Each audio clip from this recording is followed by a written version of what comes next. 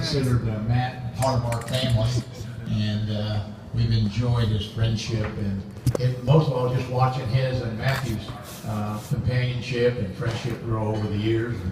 And then I had the opportunity to go to Puerto Rico and let him tie the knot. Every time I see him, they're still smiling, so it was tied really good. Paulie? You stole my thunder, so cheers though. Thank you. Thank you for the introduction. So Matt, put your hand out.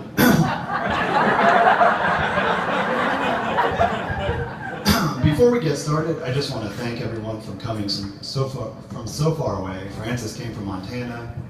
Paint, you're here from Connecticut. Ralph, you came from Alabaster. That was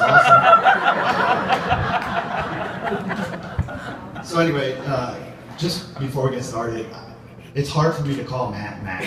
I can't think of the last time I actually did that. I don't know if it's from when we met in second grade. My name's really Matt, but I go by Paulie. Maybe we called each other Matt back then, but even then I don't think so. You know, so in the time that I've known him, I've called him, let's see here, Vogelsang, Vogues, Big Baby Vogues, V-Sang, Jackie, Hoodie, and now finally, maybe Barry Garrett.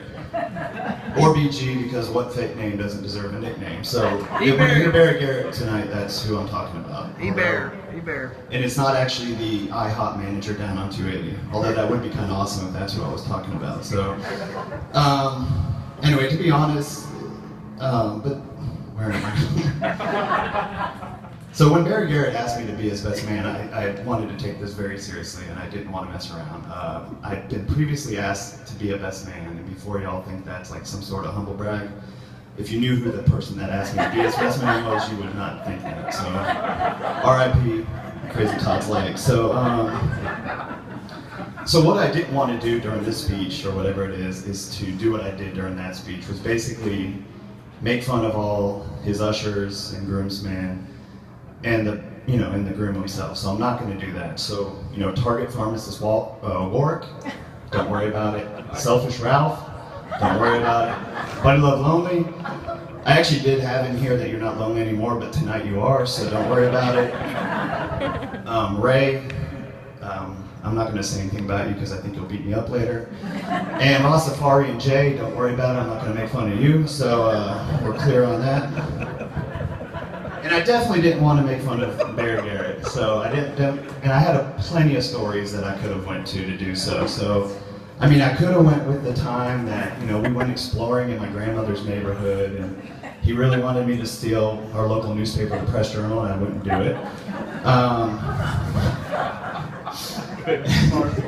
And I could have brought up any one of the different times that we hung out with Steve from Steve's Grand Slam, especially the one time that involved McDonald's, Beanie Babies, and maybe some crying. Child molesters. Definitely didn't Child want to bring up the time molesters. that we were at a party at Crazy Todd's house when he announced to the entire party that he was leaving, or something along those lines. And I definitely didn't want to bring up the round of golf that he missed, the windiest round of golf ever in Las Vegas, because he decided to go see Patch Adams instead.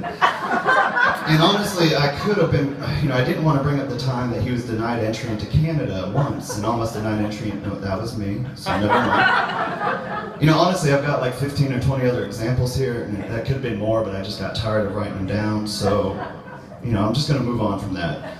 So what I wanted to do was focus on the good things.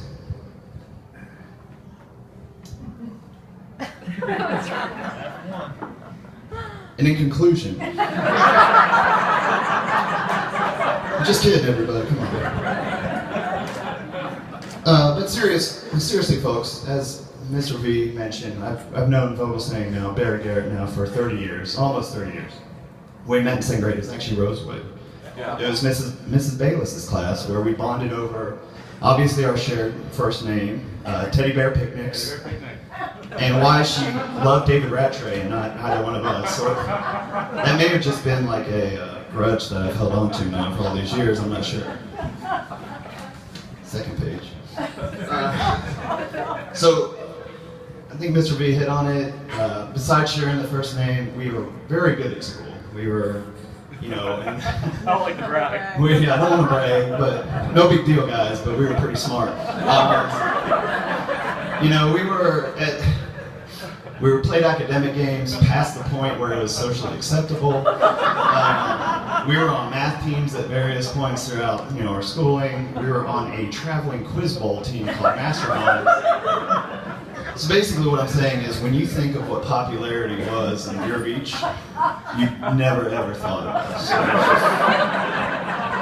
Now here I feel like I'm going to just rip off, I think it was Stella's gimmick, and I'm just going to read through some highlights of what defined our friendship, so I apologize, Stella.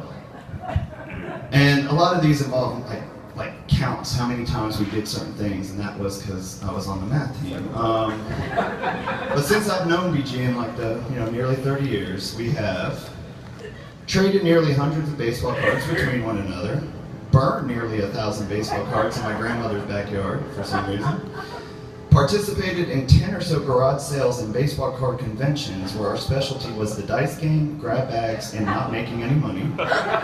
Spent way too many hours at Steve's Grand Slam. Honestly, trying to come up with a definitive count just made me depressed. Spent dozens of days at Dodger spring training games collecting autographs and sadness. I was hoping for that. Bought, sold, and traded Beanie Babies. Now, I'm not even going to give a count here because if you just buy one single Beanie Baby, it's way too many. And even though it's embarrassing to admit now, and it was embarrassing at the time, I still always regret that we were never able to get the holy grail of Beanie Babies, which was remember? Princess Diana? Yeah, so I'm going to write that wrong. I'm going to write that wrong tonight, very good. Props.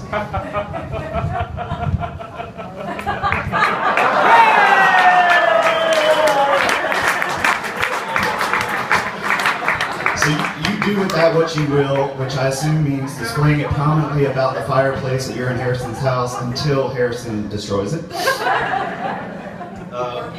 We also enjoyed one full season of rec league basketball. Now, Buddy Love, I know you thought he was an athlete, but he definitely was not. So, neither was I. Like I said, we were on the math team. That year, we were under the direction of Hall of Famer Coach Osbar, which legitimately might be an RP, I'm not sure, I hope not. But the highlight of that year wasn't a win or us having any crazy individual performances. There was none of that the entire year, but was rather convincing Scott Steiger to tackle Todd into the opposing fans' bench, or the opposing team's bench. We have been to Vegas a dangerously high number of times, having stayed at some of the most famous hotels on the Strip, including Circus Circus, the New Frontier, and the San Remo. Circus! We have seen hundreds of movies together and not paying for probably around 10% of them, thanks to BG's trademark double dip. We have attended nearly 100 concerts together, of which 10% was probably Dashboard Confessional. We missed out on one true Playas photo, which seriously, that's going to be my biggest regret. Thrown 8, soon to be 9 ridiculous Christmas parties. In between us, we have over 50 Christmas inflatables. Okay, he has none, and I have over 50. Have a combined 10 different Twitter accounts. Okay, he has 1 and I have 9. And since graduating college, we have had 7 different cars.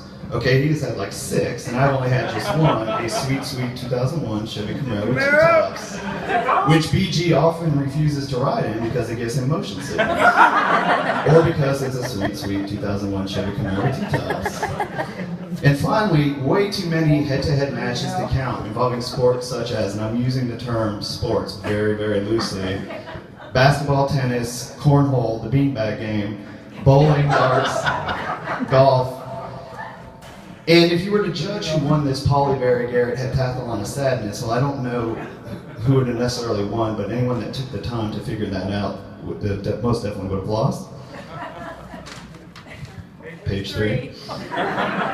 So that's the end of that. Earplugs. Yes, a lot of earplugs, Rob, thanks. So like I mentioned, I've known Barry Garrett now for nearly 30 years, and I just met Harrison a few hours ago. And she seems pretty cool, and they seem to make a pretty good pair, so they got that going for them, so that must be nice. Actually, when BG started talking about Harrison, I honestly didn't see a future between the two. And I know that's not something you should probably mention the day before the wedding, but this is real talk. You see, Harrison is a big Auburn fan, and Barry Garrett, well, he's all Samford all the time. I mean, when you think of Auburn's biggest rival, you obviously think of Samford. They have the biggest game tomorrow. And when you think of Samford, you automatically think of Stanford. And when someone corrects you by saying, no, Stanford in Birmingham, Alabama, you look at them confused and you just move on.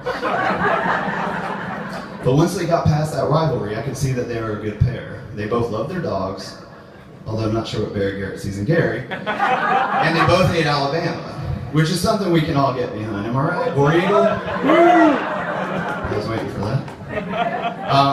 And again, I think I feel like I'm stealing Francis's thing here, but seriously, it was typed out ahead of time, so I didn't do this. I've always considered Barry Garrett more than just my oldest friend, but more my brother. And because of that, Harrison, welcome to the family. You get the good with the Vogelshangs, and they're awesome. You get the Butrons, which, sorry about that. I mean, Kingsley's awesome, but, you know, whatever, I'm not.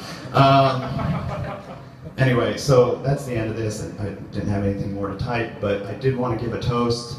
And this is, you'll see this tomorrow, I guess, at the koozies. Clear eyes, full hearts, can't lose. Hey!